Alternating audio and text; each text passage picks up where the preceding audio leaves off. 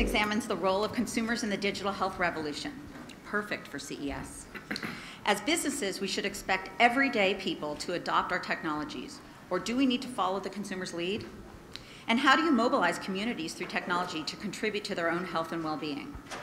And most importantly, how do we make products that resonate with people and help grow the health industry overall?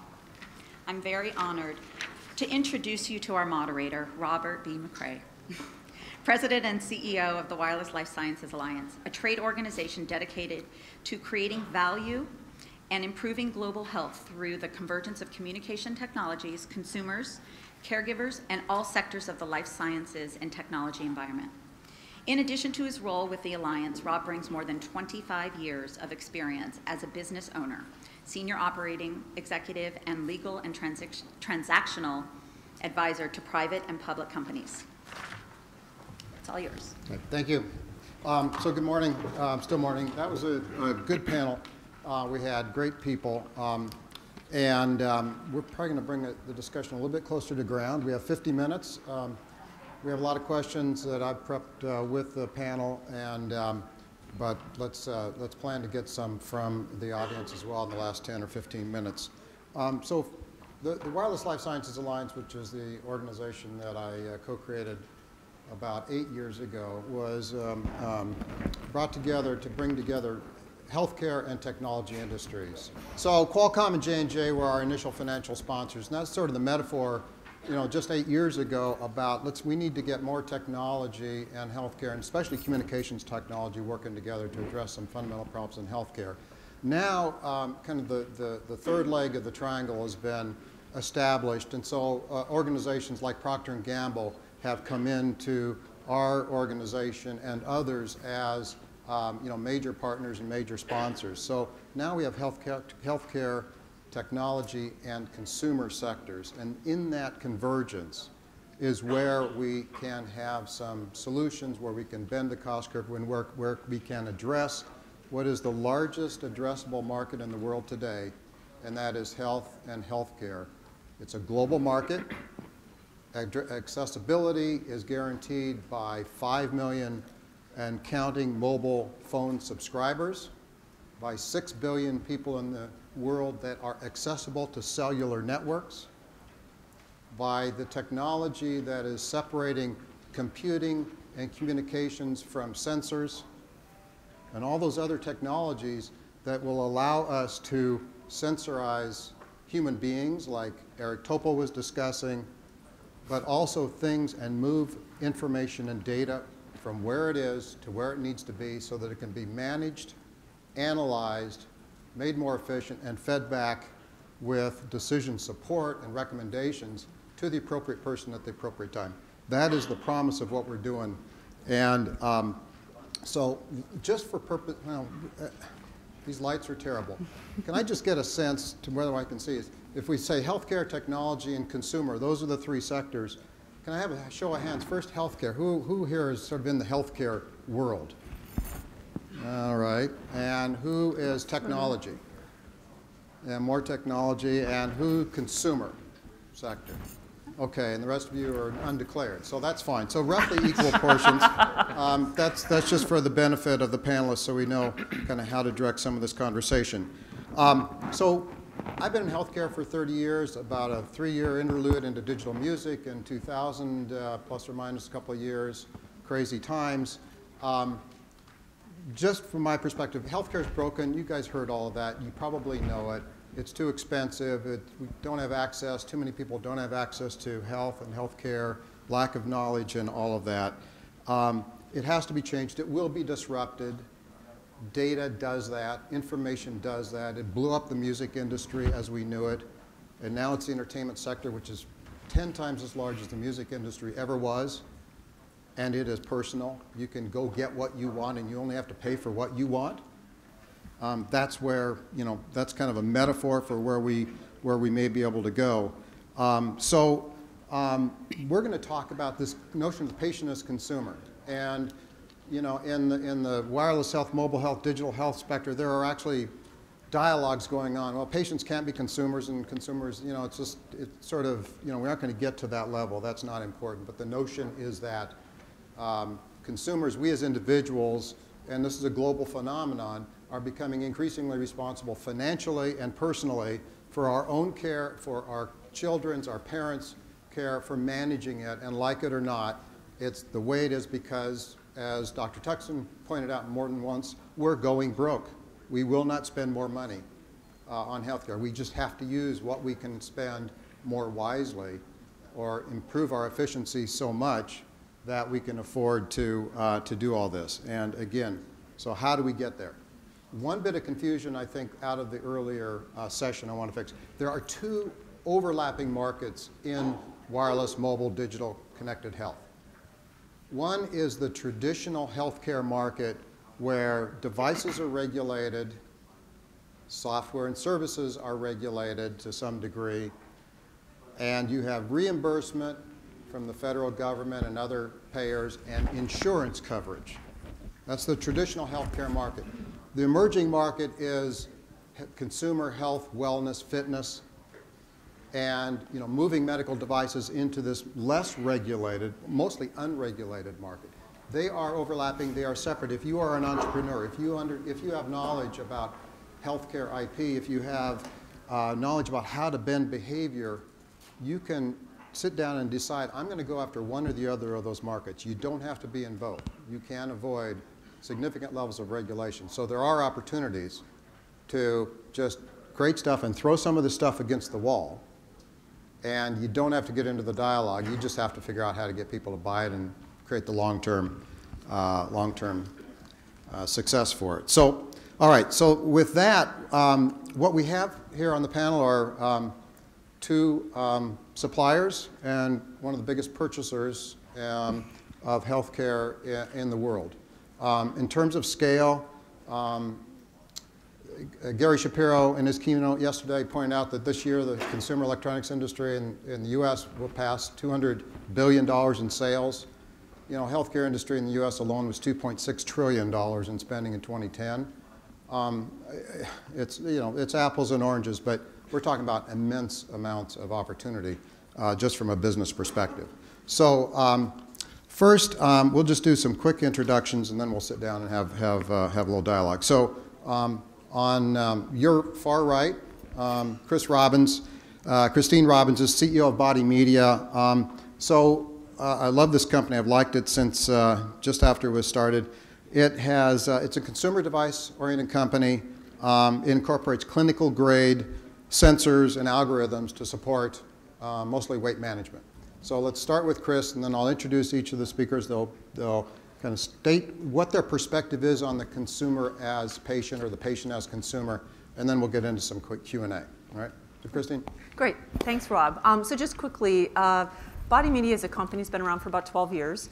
Our expertise is in on-body monitoring, and we have a series of sensors that gather 5,000 data points a minute off the body. And over the course of 12 years, we've transitioned from originally a clinical research application in marketplace and some medical applications to a more what I consider a consumer med tech company. So consumer actually purchases our product, but it's influenced by a medical professional of some sort or an influencer. But we also have an extensive clinical validation and outcome portfolio. We are a Class 2 FDA medical regulated device. So some interesting characteristics of our business. And as Rob mentioned, we've positioned our product in our software right now anyways for a weight management application and helping people understand that 24/7 perspective on managing their lifestyle. So in terms of the patient as consumer, we've kind of over the course of 12 years lived that transition. And how do we take the intense amount of data that we have and start to empower people to understand what they're doing, how they can affect behavior change. And we've developed both innovations and partnerships to start to further that. And so I think the topic is very interesting as we look at what's going on with technology and people's just acceptance of what technology can do in healthcare. I think Steve Jobs, bless his heart, really changed what people are now expecting out of technology and how integrated it becomes in their life. And so very topical, and I think the trend in terms of where the whole space is going. Well, thank you. And we'll come back to it perhaps, but in Europe, BodyMedia has been sold as a prescribed device by the clinical community. Yes, it's a COPD-focused business there. That's an example of a crossover and looking at two different markets and approaching them in two different ways. Yep. So next in the middle of the panel is Jason Goldberg, the CEO of Ideal Life, a terrific company. I think it was started with sort of out of a consumer's frustration with the inability to offer support for aging family members, I think, parents, right? So, so with Ideal Life, my characterization is they have consumer-friendly, but more basically traditional healthcare monitoring platforms for use outside of hospitals and clinics, i.e. for use in settings where you are responsible for it, not a nurse or a technician or a doctor. So, Jason? No, thanks for the introduction. Ideal Life and what we do, again, it grew out of my frustration in not so much to develop a cure for these issues around chronic condition management, more tools to better connect us with the right information around health management, specifically around chronic conditions. What we do today, we've designed and developed innovative consumer-facing products that are equipped with innovative technologies, communicate the right information at the right time in the right way to the right people, and software solutions on the information management end that allows us to operationalize that data. And I think from the perspective of not so much patient as consumer, but more, as you mentioned just when you were about to leave the podium, consumer as patient, for the first time you're able to see today the ability to deliver a scalable opportunity in the self-assembly of the personal health record. And what that allows us to do today, not only our company, innovative companies like BodyMedia and others, allows us to deliver that method for individuals to take control of their own health or that of their loved ones, but most importantly, allow providers to be empowered with actionable data. And you never had that capability before. And what that allows us to do, and really from our perspective as a company, and what we look to do is not only communicate data to space and the cloud and not know what to do with it, but really to deliver at the new point of care, which is around the mobile patient, which is around the individual health consumer, no matter where they are, at point of care, behavior change and knowledge. And that allows us to really take for the first time chronic conditions and allow them to be managed in a very sustainable way on a long-term basis, not just reactionary or post-acute interventions, but really look at the long-term management of health through information. And really, I think that's the key here, where for the first time we're able to deliver in a very scalable way for consumers that health-connected platform that allows providers to take advantage of the data. And that's really where we started, although it was conceived as a very consumer-focused oriented product. We still see the health consumer as the centerpiece, but what we've done today, we've been able to become leaders in the space to provide services to the plans, the providers, hospital systems, where we see it as a transition to the direct-to-consumer model where people really direct-to-member services. And I'm sure my colleague here will talk more about that, really as the forefront of the new way of managing chronic conditions. Right. So BodyMedia, direct-to-consumer in the U.S., has some distribution relationships, which I'm sure Chris will talk about. Ideal Life using more traditional healthcare distribution channels and partners to deploy devices that are consumer-friendly, tackling the plug-and-play issue.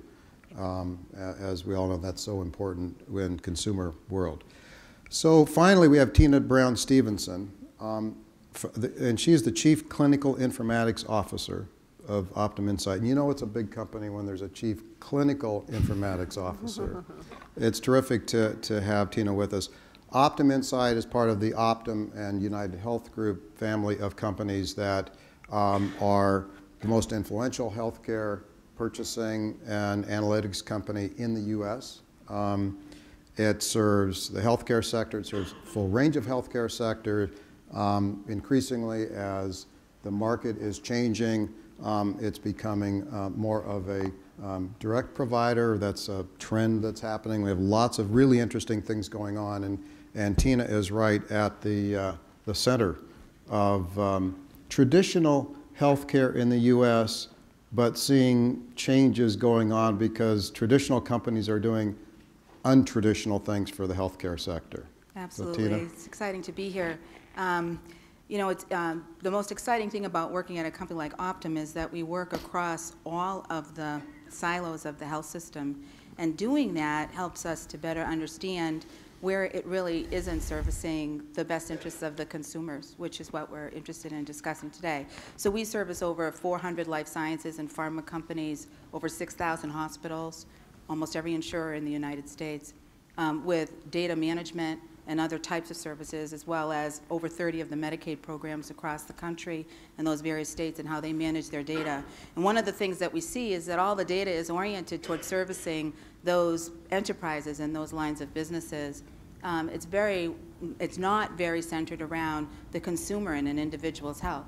There's a lot of data out there and a lot of opportunity to turn a lot of this on its side and make it much more available and integrated, as my colleague Reed, you can imagine the conversations Reed and I have about this stuff, around how do we bring this wonderful engine of information and knowledge and decision support to bear where it matters the most, which is when we each make our own individual health decisions along with our physicians and others. So yes, we're in a lot of places, and there's a lot of data, and there's a lot of issues with having a lot of that data, and hopefully we'll talk about that today.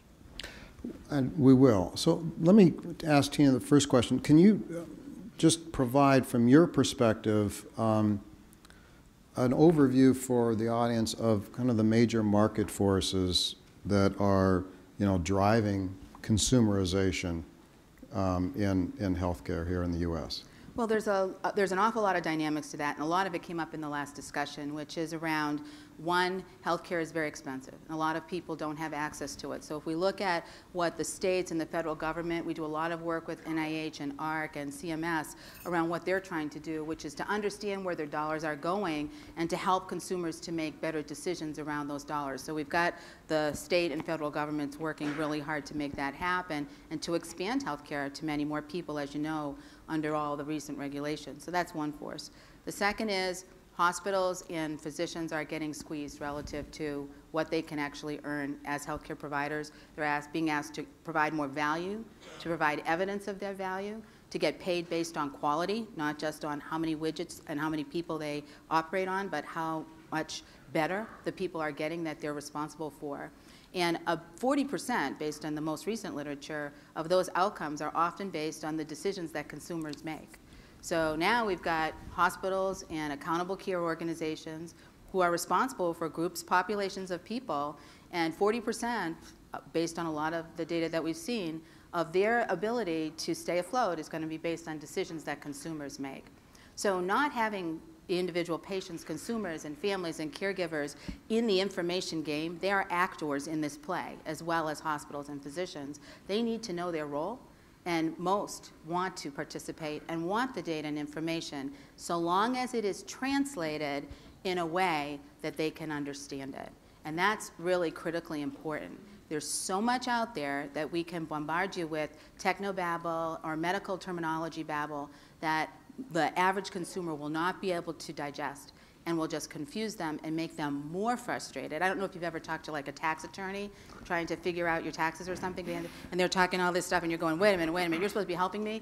I think that we're going to see a lot of those kinds of reactions if we don't create the translations that help people to feel more empowered rather than more confused about what's going on with their health. Mm-hmm. So actionable information. Absolutely. Somehow, which gets into that coaching discussion that the previous panel was having and who's going to organize this and so forth. So earlier panel also talked about the fact of, sort of money works. Follow the money and you see what incentives are. Compensation plans work. We compensate institutions to do more traditionally, starting to get away from that a little bit.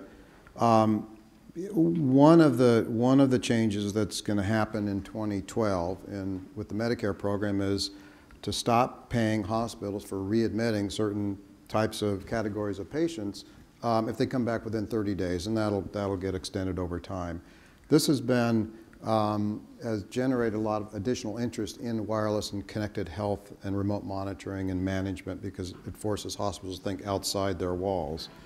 Maybe, Jason, are you seeing, is that relevant to your real-time discussions this year and last year? Quite relevant, and it has definitely expedited the opportunity for organizations like hospital systems and other organizations to take advantage of technology in a way that they have not done in the past, and to think about the implementation of technology to assist them in staying connected or staying in touch with individuals out there in the community once they leave the office walls of the hospital or physician office, to ensure that they keep tabs on them so that they don't come back within 30 days. And what's more important is that 30 days is extending to 60 and to 90 days. And just as important as the penalties in reimbursement, it's also, and Tina, you can probably speak more of this than I can, is the shift in payment to quality and patient satisfaction. So as an extension to what Tina was talking about earlier, you're seeing the unfortunate shift in the financial burden being placed on the consumer that is really driving the need for consumers to take steps to understand what they need to be doing around their health. Market forces like changes in policy that we're seeing, regardless of what's going to happen in the end with the Health Act or not, but all these types of components that are coming down the line, like what you just mentioned now, are offering tremendous opportunity for us to think about ways in which traditional players have been playing in the field with healthcare services, and really flipping that on its head and doing different things and implementing technology. And the nice thing that's happened, and that's but one example of a policy shift that enabled groups to think about technology, is that it's not just thinking about, okay, should I be using technology or not? It's really more about, we know that this is something that we have to tackle. We accept the fact that technology can assist us in doing that.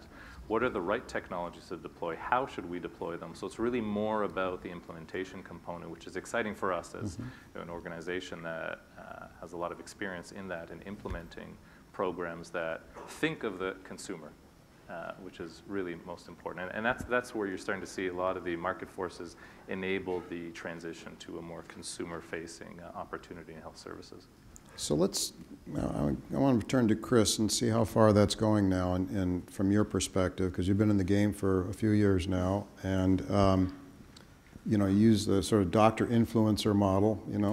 All the dentists like Crest, and I mean Procter & Gamble and some other companies sort of started that trend. They figured that one out a long time ago, and I think that's kind of part of what's in your DNA. But so beyond readmission, we're also, from a policy perspective, trying to redirect some of the spending in healthcare to get providers, institutions, make them financially responsible for outcomes, and therefore push them to be more, thinking more broadly about the range of services and patient education and pre-patient education, keeping them out of the hospital and so forth.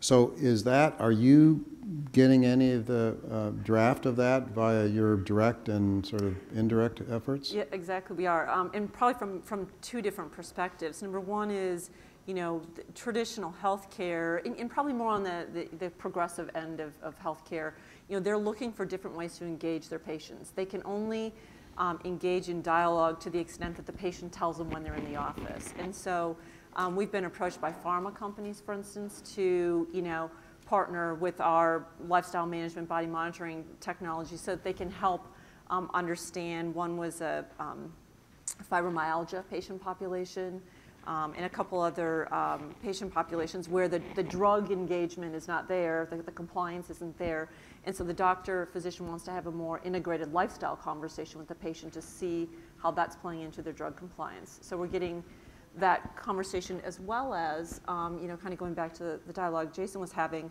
and our partnership we just announced last week with Avery Dennison Medical is a classic example of having the ability to monitor patients, in a remote basis, and vital signs and things like that are important, but so is their lifestyle and the context. You can imagine a cardiac patient released from the hospital, and their lifestyle and their activity is as important as what's going on with, their heart variability.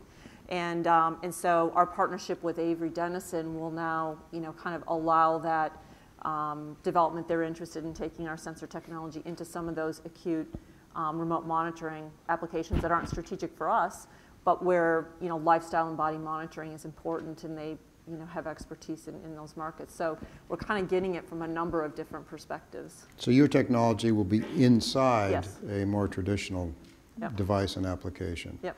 Well, that's interesting. I love that one because two of our members, Proteus Biomedical, is inside the Avery Dennison. It's kind of a three-way, so, Proteus, yeah, Avery, and BodyMedia. Love having members come together like that. Well, I think that's a trend, right? I Yep. mean, no one's going to have the one solution, and so figuring out how you work simplistically in an ecosystem is going to be important.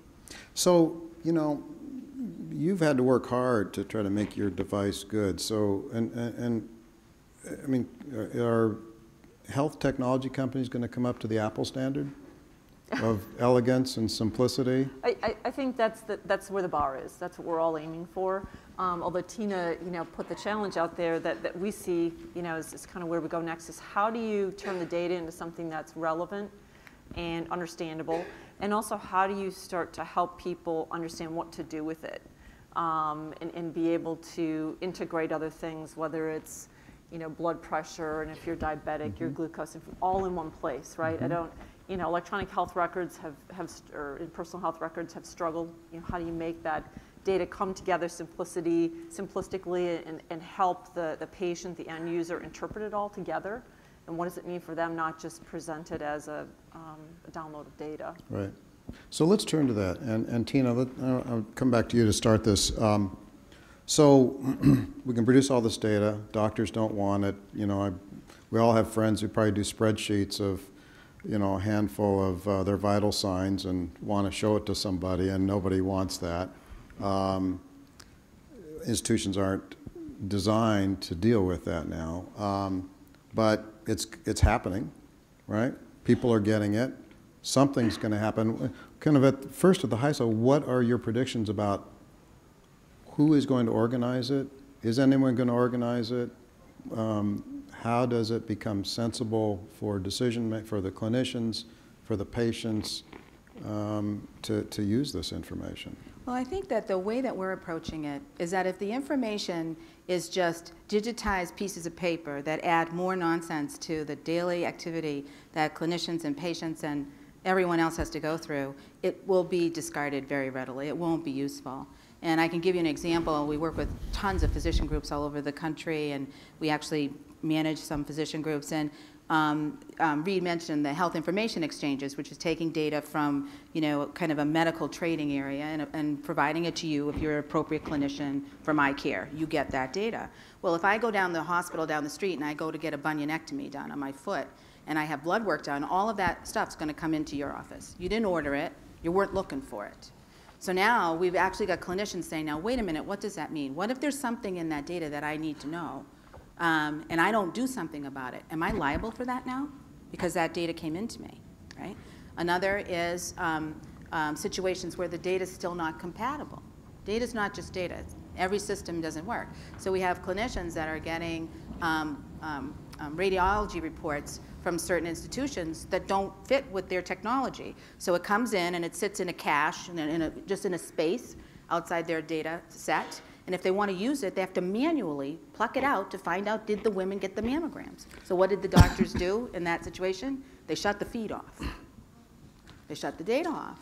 And so what we've got to be really cautious about is that we don't create an avalanche of stuff that is not managed. And that's what we talk about decision support within the workflow.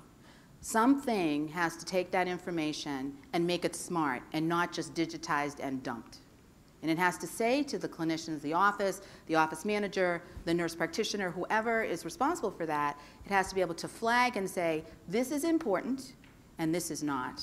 And increasingly, what is also happening is when we talk about data that's coming in now that's digitized, it's different than it used to be. Because if you order a lab test, you don't get back one lab test. You get 27 different values for different things related to that lab test, that blood draw that was done. And it has to interact with the history of the patient that's already there, as well as interact with each other. So when you talk about decision support in the new age, it's really different than it used to be. Never mind all the discussions we just had about genomics and adding that kind of information to a primary care doctor's office for somebody that just had a lab drawn down the street. So what we believe is really important, and we are working in this space very heavily, is adding intelligence to that flow, is understanding the pace of the testing, the sequencing, the patterning, as well as the interaction between all those data variables to make life better, simpler, and actionable for the people that care about the data. So, you know, if you have a nice car for the last 10 or 15 years, it was built in with lots of sensors about the brakes and the engine and the coolant and everything, and it was communicating with the outside world. It would give you alerts inside the car. It could send you an email. It could service company that calls, it's time to get that car in. So this is all technologically possible in the near term for us as individuals. Who's the organizer? Is this a united Optum type opportunity? Is it Microsoft? Is it Google?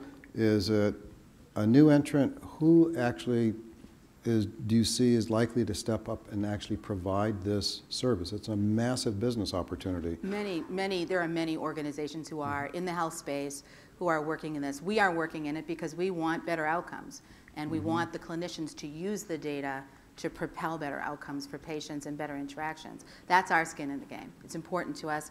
And just so you know, we have two kind of sides. We have the Optum side, which is the services side, and we have the insurance side, which is the United Healthcare side of our business, owned by one company called United Health Group. And so we actually provide disease management, wellness, all of those things. It's part of what we are, and it's important for us to help the primary people who do that to do that. But there's Cerner and Epic and many other, IBM, doing lots of very interesting things, and we're working with a lot of these different companies to help to make the clinician's life manageable as the data and information age just explodes on them. So Jason, is there a startups opportunity here? Yeah, there are definitely startup opportunities. I mean, we're participating a lot in that area as a mature organization. And I think what Tina mentioned really answered the question. We're looking more at healthcare as a collaborative opportunity, finally, which I think has been a real transformational change over the last number of years. And for the first time ever, we're seeing a collaboration of providers, actors, participants, the patients, everyone across the care continuum. And I think your example was a good one with the cars. I don't know much about cars, unfortunately. So I know that there are a lot of things that are going on under the hood that potentially can cause a problem. And there are a lot of things that are measured, a lot of data that's being sent out through all these sensors. But all I care about is if that yellow engine light comes on, I know that I can take it to the garage. And I think what Tina mentioned, and it's a good metaphor for what's happening now, companies like ours and others like Optum, we're all working together, organizations like Christine's, where we're taking a lot of this information and making it more intelligent. And I challenge the comment that you mentioned earlier, where physicians today are interested in that information. Unlike before, there are some questions around liability, but they're tackling that in different ways where they're looking to provide care for patients. And they say, you know what, I work between these number of hours, and this is what I do. I want that information because it allows me to become more intelligent and have a better conversation with you about your health, as opposed to the 1 or 2 blood pressure readings I had over the last 12 months. Now I understand a trend when you come into me, and I don't have to try and capture information. So I would say that, yes, the physicians want that information. The pharmacy is interested in a different bit of information. And as a consumer looking after a grandparent or a parent, I'm interested in that alert to my cell phone or SMS about a high or low reading or a fall. So I would say, yes, everyone is interested in that information, but it's only useful if it's managed. And we can manage conditions if we measure the data. You can't manage what you can't measure. So yes, groups are interested in the data.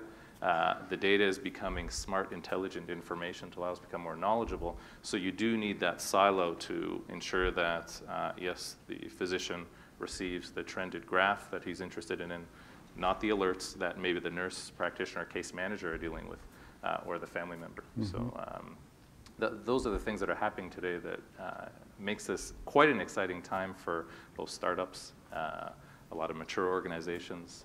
So it's quite an exciting time. And everyone, there's no one answer. You know, there are a lot of different physicians that have a lot of different ideas and protocols, whether they accept them or tailor them. You know, it's the power of one, the patient as an experience. So Sean Fanning didn't ask Universal or Sony's permission to create Napster, and it just made all songs accessible to consumers, and it tore down the industry. Eventually, it took 10 years, but it broke up the album. The model of selling 10, 12, 15 songs on a CD, and you had to take whatever they bought. It blew it up, finally. So Chris, so let's forget hospitals and doctors and so forth, because a lot of this information is going to be directly accessible to consumers. Yep. You can go online and you can order devices to be shipped from other countries that aren't approved here, but you can do it, and some people do that. And there's a lot of consumer grade or clinical grade technology available to consumers today. So you can learn a lot about yourself. You can quantify yourself, to use that term. You could also measure the satisfaction of consumers in going to certain hospitals, doctors, and assess, I think, is probably pertinent. So you're getting to where I'm going, because I think this opportunity to organize this data, help consumers be more knowledgeable and self-sufficient, is a business opportunity. You're at some level in that, but in addition, we also have the other problem. How many health and wellness and fitness apps are there in the iTunes store? 50,000, 100,000? It's an unbelievable. How do you know? I mean, how does a consumer separate what's good from what's not? I think they're all good, at some level, right? Okay. Let's put it this way, there's 150 million Americans that are either overweight or obese, right? And there isn't going to be any one solution that's going to help us solve that epidemic, and it becomes a precursor for so many. So it's important to think about, what's relevant for various people, various stages in their life. I mean, what a 20-year-old is willing to engage in is different than someone older. Someone who's tried some things, maybe simple apps on their phones, that's not enough, or it's not simple enough, it's not integrated enough, and they want something. There's a lot of manual entry, and so then there's devices such as BodyMedia that have come along and helped them simplify that information gathering. They don't have to log it; it's just there, and so it'll evolve over time.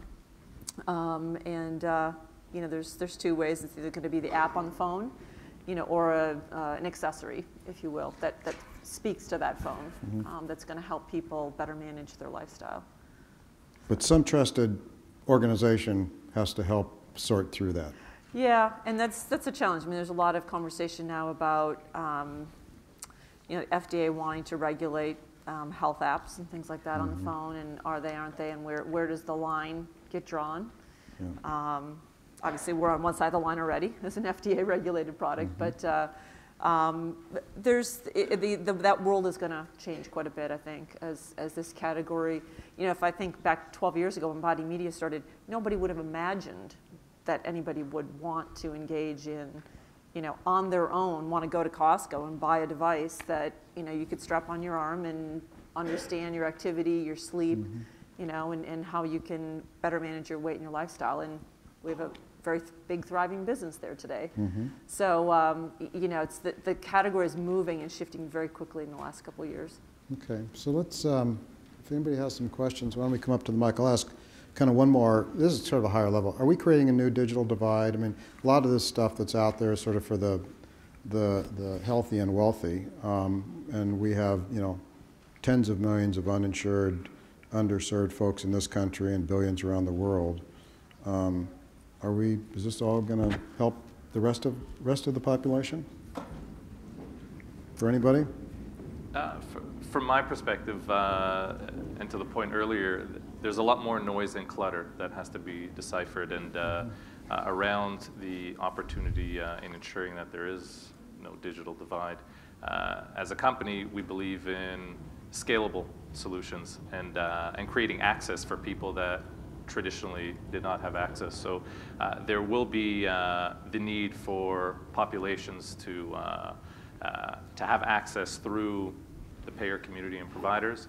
Others will be able to afford different types of products, but from my perspective, the real opportunity in helping the millions of people out there is providing access through technology, which makes things affordable and connected unlike ever before, allowing us to provide different programs and services around health management that are affordable in nature. Good. Well, I'm an evangelist, and there's about $10 trillion of healthcare spending around the world probably right now on an annual basis. All you want to do is to redirect some of that to your businesses, and we do need that innovation and new players. So let's go to the first question. I cannot see who it is.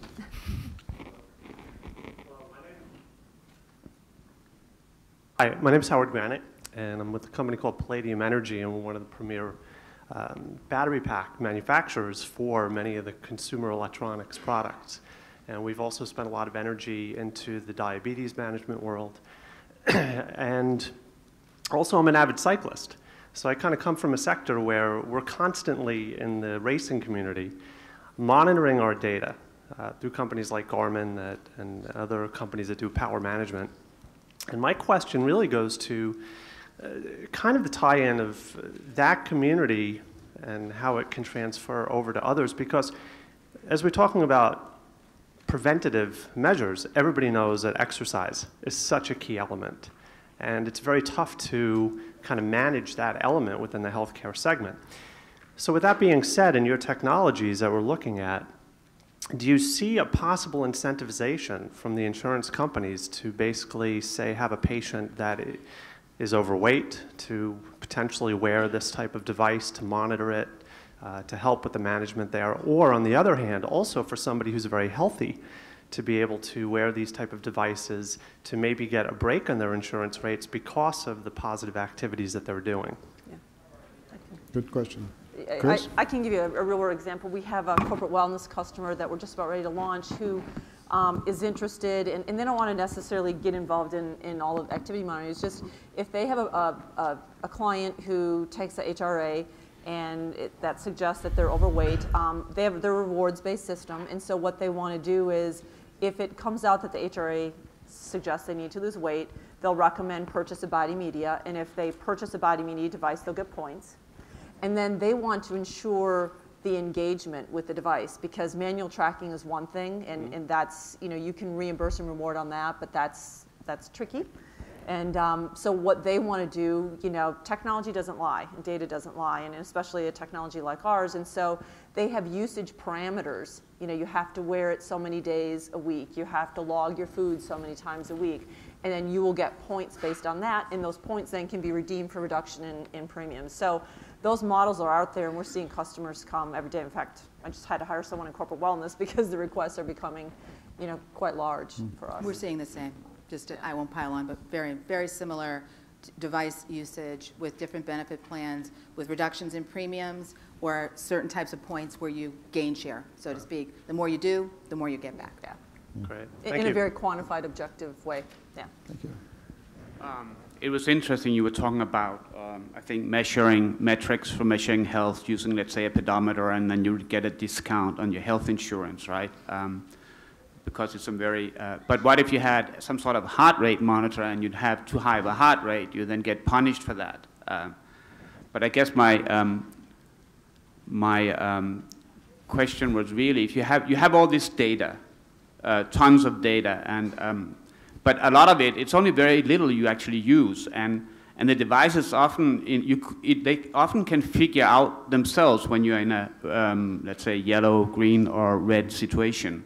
I have a NAS system, and most of them they tell you the speed of the car, but my NAS system also tells me what the maximum speed is on that stretch of road. So when I go too fast or 5 miles above the speed limit, part of the screen turns red, right? So you could have that too for some sort of heart rate monitor that you're wearing, or pedometer. If you take less than a certain amount of steps per day, it turns yellow or red. If it's okay, it's green.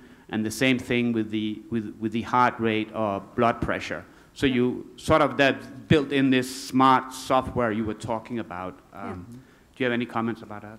Well, I would say, I mean, I think in Optum's a classic example. We just actually launched a little bit of a partnership with them, and they're good at what they're good at, and we're good at what we're good at, and where the world is going is how we work together, because their expertise isn't in devices, and whether it's our device or the next device, they're looking to be ubiquitous, and I think you're going to see more and more of that, from a technology standpoint in the industry, and rewarding on whatever it is you decide to use or whatever you decide to engage in terms of a device. But you have a good point. If we can merge the clinical parameter with the exercise parameter, it gets even stronger. So if you do have some level of thickening of the heart and you don't want your heart rate to go above a certain, there is the ability for monitors nowadays to help you to stay within that window of what's healthy for you relative to your condition. So you're absolutely right, and all of these can do that. Are we doing all of that with everything now? No, we're just trying to get some people to get up and move. Really. And to add to that point, I mean, you brought up a few things in your comments, is that engaging individuals through different ways is really the key factor. Unfortunately, most of us, myself included, don't like to exercise, although we know that we should be exercising. Rewarding that and incentivizing that through either simple gaming solutions or innovative ways in knowing that actually these things are helping me. The power of engagement is a critical factor. There's also a whole other psychology segment around rewards and incentives. Is it more powerful for some people they like to be penalized, and that's what motivates them to do things? Other people like to be rewarded. There are a lot of interesting studies that have come out as of late where people are not incentivized of what they might receive on their co-payment, but they start with a pool of money, and if they start doing things incorrectly, they're going to start losing things. So it's a whole different dynamic, and again, we go back to the power of one and personalization. We have the power of all these tools to measure, manage, monitor, engage individuals. Unfortunately, all of us like different things. That has to come into the equation. The power of protocols and data sets, it's a whole interesting category, but that's why the opportunity for a lot of different startups, traditional companies, organizations, as long as we work together collectively and deliver these types of solutions, we're going to get to where we want to go. Yeah, I'm going to pile on because, we have plenty of technology, and its pace of technology innovation is so fast that if what we don't have now, we'll have it in 2, 3, 4 years. Healthcare, life sciences knowledge, Greg Lucier, that's the Moore's laws like this, and the curve on DNA sequencing is so much steeper. We're going to have more life sciences knowledge than we know what to do with.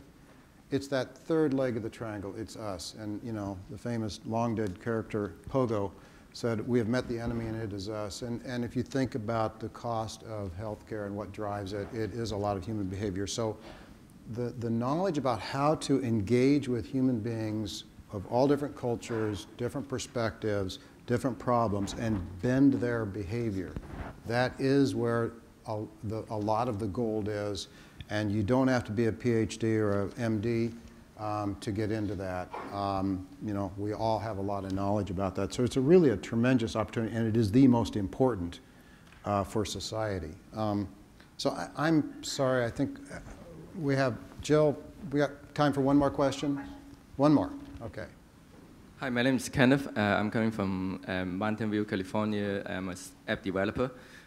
Last couple of months, I've been building the readmission system for hospital, targeting for Washington, D.C.'s readmission challenge, and we got a reward on it. But during the process, I figured out for the hospital information, it's not that easy for a general public to access it. So basically, we try to get the data to access with the personal behavioral changing to merge it so that they can easily go back and measure how to get back on shape after they come back from the hospital and reduce the chance to go back readmission again.